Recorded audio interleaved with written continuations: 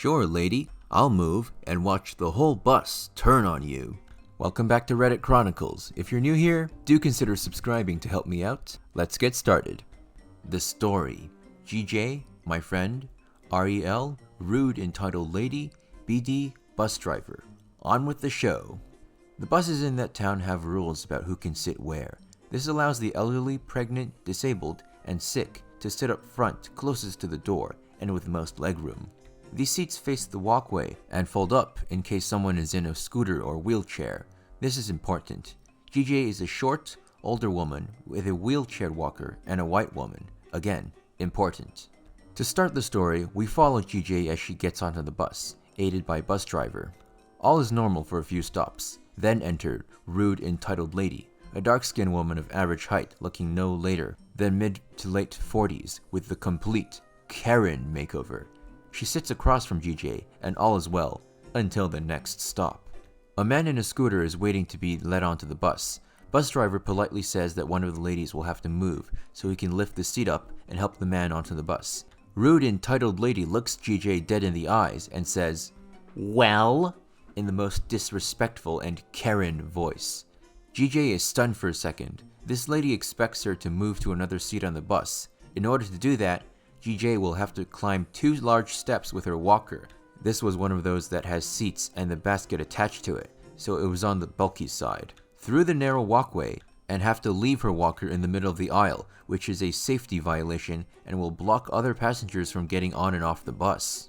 Bus driver steps back onto the bus after lowering the ramp to allow the scooter man to board. "Ladies, I'll ask again." At that point, rude entitled lady looks at GJ with impatience and scowls. Not wanting to create any drama, GJ slowly gets up and proceeds to move to another seat. Reaching the steps, she asks bus driver for assistance, not just with her walker, but with her vertigo. After several minutes, bus driver helps GJ into a seat, but cannot fit the walker anywhere. Needing to get back to his schedule, buses are only supposed to be stopped for 2 minutes if no one is entering or leaving, he leaves the walker in the aisle and proceeds to help scooter man into his spot. Some of the people on the bus begin to point out how utterly unfair it was that GJ had to move and that the other lady should have. As the bus progressed, more and more people boarded the bus, each and every one complaining about the walker in the aisle, at which the passengers who witnessed what happened informed them why it was there, to which they turned their attention to rude entitled lady, calling her out on it and demanding that she switch seats with GJ. Rude entitled lady scolded them for taking the side of a white woman, and how if Rosa Parks didn't move to the back of the bus, neither should she, even calling out the people of color for sitting in the back by their own choice. All while GJ is sitting quietly watching the entertainment. It got so bad with all the shouting that bus driver pulled off to the side of the road and tore everyone a new one for being so loud and shouting. Rude entitled lady actually had the audacity to claim that she was the victim of their harassment and demanded a free month-long bus pass or she'd be reporting it to the city. Bus driver was having none of it. He pointed to the 3 cameras on the bus and said, "Feel free to show them the evidence. Now, get off my bus." Rude entitled lady, with her mouth opening and closing like a fish, but. She then stood up with a picked up her oversized purse and walked off the bus. Now there is a bus stop like every block, so she didn't have to walk far, but she did have to wait a whole hour for the next bus to come around. Bus driver also helped GJ back into an appropriate seat. Scooter guy even felt like he needed to apologize, saying he felt like it was his fault. GJ assured him it wasn't, and they shared a good laugh. Yup, racist entitled people come in all shapes and sizes. I kinda feel like the bus driver should have done more though. Maybe he was scared of provoking the Karen. Warned my sister I was taking a shower, as per requested. I'm home on spring break, and Saturday night after we finished watching a movie, I turned on the shower, got ready to get in, then it sounds like the KGB were trying to break down the bathroom door. I open it up, expecting my dad to yell at me about something, but it's my teenage sister, screaming at me to let her use the bathroom. So I get out, let her use the bathroom, she comes out again, screams at me some more about how I need to let her know when I'm going to take a shower, goes into her room, and slams the door. I take my shower. I'm on a college sleep schedule, so I go to bed at 1 a.m. So the next night, I'm doing some work, and I start to get ready for bed around 12. My sister has high school the next morning, so she's in bed. Before I take my shower, I open her door and say in a loud voice that I will be taking a shower now. Wow, what a troll. Well, I guess that's what malicious compliance is all about. Ex-girlfriend wouldn't let me break the lease, so I walked in on her, boning her new boyfriend. This happened about 10 years ago. I was dating this girl for a year and things were going pretty well. Both of the leases on our separate apartments were coming up for a renewal, and we decided to get a place together so our relationship would go to the next level, and we also save a good bit of money. At the time, I could really see myself with this girl. So, we signed a year lease on a new place, and for the first 4 months or so, things were great. Then our relationship starts to fall apart. Not assigning blame here, you know how it is, it just didn't work out. The bummer though, was that she started to get pretty nasty to me, and after a few really ugly fights, I decided to move out in a hurry. I got a cheap place across town, and moved out on a Saturday because I just couldn't bear it anymore. So after about a week, I cool off enough to call her and ask her to get a new roommate and take me off the lease. She says no, I don't have time to get a new roomie and I can't afford the place alone. So for the next 2 weeks, I find 2 mutual friends willing to move in. She rejects them for stupid reasons and hasn't lifted a finger to find a suitable roommate. It dawns on me that she intends to live in this place alone for the next 8 months, while I pay half the rent and half the utilities. Hell no. At this point, I'm pissed. I'm now paying 2 leases and utilities and so on. I got some money in the bank, so I'm not in danger, but I can't afford to do this for long, and it just isn't reasonable. I had found out during our week without contact that she had already started dating another guy. I know this is super quick, a few days from our breakup, but I have no evidence she ever cheated, so no big deal. However, I did know that my ex was insatiable, and we had sex every morning we were together like clockwork. She had to get out of the house to make work by around 8:45 a.m., so we had sex around 7:45 a.m. or so every morning. Our relationship had its positive aspects, and her being really into and amazingly good at sex was one of the good parts. So anyway, I hatch a plan to get out of the lease. So the next morning, I get to our old place about 7:45 a.m. and wait in the truck until 7:50 a.m., figuring I knew her well enough to know it was good timing. Our place was a studio, and the bed, our old bed, was across from the front door, and to the right was a little kitchen/dining area. So I turned the key and opened the door as fast as possible, and I was not disappointed. My ex was riding this guy, and I make eye contact with him. LOL. I'll never forget the look of shock, maybe mixed with shame, on his face. She rolls off him and pulls the covers up over them. They are both naked.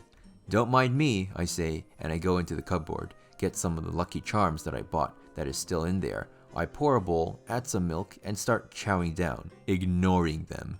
The dude can't move because his clothes aren't nearby. My ex is like, "Get the hell out of here!" And I say, "I'm still on this lease, this is my place, but you go ahead, don't let me interrupt you." She starts screaming at me, curses me out, throws a couple of shoes at me, misses, and basically has a meltdown from the bed while I calmly eat my cereal for about 15 minutes. Then I say, "Oh, will you look at the time? I gotta get to work." The dude didn't move an inch or so, or open his mouth. The next day I open the door at 7:40 a.m. this time. Her and her new boy are awake and dressed. I say, "Oh, good morning. I have bagels," with a totally fake cherry smile. I put the bag of bagels and cream cheese on the counter and say, "I'm just gonna get a shower real quick." She is calmer this time, but starts swearing. She's gone when I get out of the shower, so I make a bagel and head out myself. I show up again at around 8 p.m. with some Chipotle. They are sitting on the bed watching TV. I sit at the counter on a bar stool, start tearing into my burrito, and start chatting like I'm their best friend. "So, what are we watching tonight?" "Oh, awesome. I haven't seen that show in years. Cool." I stay for about 30 minutes, eating my burrito, and then asking the guy stupid questions, just being super annoying. I recognized him from her friend group, but I honestly didn't know his name. He seemed super nervous and didn't say much. My ex is really pissed and is fuming. The third morning I show up at 7:45 a.m. They aren't there. I take a shower, eat some cereal, and leave a polite note about how I'm sorry I missed them and I'll see them tonight. That day at work, I got a bunch of faxes from my ex requesting my signature on a new lease on the apartment, as well as signatures canceling our power, water, cable, and internet bills. I really enjoyed signing all those and faxing them back. I never saw or heard from either of them again. Clever. I don't know if I would have thought of that. Must have been really bad though. for him to give up daily morning sex. Not allowed overtime? Have fun checking everybody out. I used to work as a checker/stalker at a grocery store. Our store manager, Mike, was a douchebag and would always try to screw people. There was a massive turnover at this store. So one day, I get called into his office and asked why I gave overtime on my time card. I was usually scheduled for 1 to 10 p.m., our lunch, but the store didn't close until 10, so I had to count out my drawer afterwards. I explained this to Mike, and he didn't care. He went off saying that I should be doing this earlier, and that I was to leave at 10 on the dot, so that I had no overtime. Got it, boss man. A couple of weeks later, it was Thanksgiving time. We had extra checkers, but from 8 to 10 p.m., I was the only one besides the manager who closed the store that day, Mike. I made the announcement at about 9:40 that we would be closing in 20 minutes and to please finish up your purchases and to check out. People were coming up to check out, and their carts were loaded since it was almost Thanksgiving. I go about checking them all out, but then the clock turns to 10. I stop in the middle of my transaction, call Mike on the store phone, and tell him I'm leaving since I can't have overtime. I walk over and clock out. There are still 6 to 7 customers with full baskets in line at this time. Mike comes over and is yelling at me as I'm walking out, but I remind him that he, specifically, told me that I can't have any overtime. When I got into work the next day, I was written up, but it was worth it. Apparently, he spent the next 30 to 45 minutes checking people out. TLDR, I did what my boss told me to. He got stuck checking people out by himself for 45 minutes after the store closed. Maybe that's a little bit of a dick move, especially to the customers, but he did comply with what his boss told him, maliciously. I'm paid by the hour. One day, working at a convenience store, I had a line begin to form at the register I was working at. The customer I was trying to help was someone who was so bored, they figured they'd try to piss me off by wasting my time. He started asking basic questions about products behind the counter, and then proceeded to draw the conversation out meaninglessly. After it became apparent I had no response or didn't know the answer, he picked a different product and started over. I suppose he wanted me to reflect on my job and show him how miserable he thought I should be to be making minimum wage and dealing with a guy who wasn't trying to hide the fact that he was trying to piss me off. I dealt with similar people in retail by this point, and was pretty good at dealing with them. I continued to politely answer his questions and be as patient and friendly as possible as a line started to form behind him. After some time, he started to realize I wasn't getting pissed off, and he started to get annoyed by it. He started being even more annoying in some fashion. There was now a line of people behind him watching this happen. I decided not to inform him that people were behind him. Eventually, he asked me something along the lines of, "Am I not pissing you off?" Except not that direct, but that's still essentially what he was asking me. And that was when I delivered one of my favorite comebacks I had the fortune of handing out during the time I worked in retail. "Sir, I'm getting paid by the hour. The people behind you aren't though." He proceeded to glance behind him and was met with multiple pairs of pissed off eyes. A few of them even laughed at my comments. Annoying guy immediately left with embarrassment. They say you can tell what kind of person someone is by how they treat retail workers. I'd say that's pretty accurate, at least in this case. Kid underestimates my scooping skills, sorely regrets it. Hi Reddit, not 100% sure this story belongs here, but I really want to share it with you. Last summer, I worked as an ice cream vendor on the beach of my hometown. Best job I ever had. People were nice to me. I got to work on my tan, it paid pretty well, but most importantly, we were allowed to eat the delicious ice cream in our breaks. One day, I'm serving a man and his son. The man orders a cone with 2 scoops for him and a cone with 1 scoop for a little one. The kid wasn't happy about that and said to his dad that he also wanted 2 scoops. The dad explains that the scoops are pretty big and that 1 will suffice for him. I confirm this to help the dad, even offering to make it extra big. Still, the kid doesn't budge. Instead, he starts throwing a tantrum, nearly crying how he wanted 2 scoops. The dad, clearly not wanting to ruin his vacation mood, gives up and says to the kid he can have 2 scoops. However, he adds, "If you can't finish your ice cream like I said you wouldn't, no more TV for you for the rest of the vacation."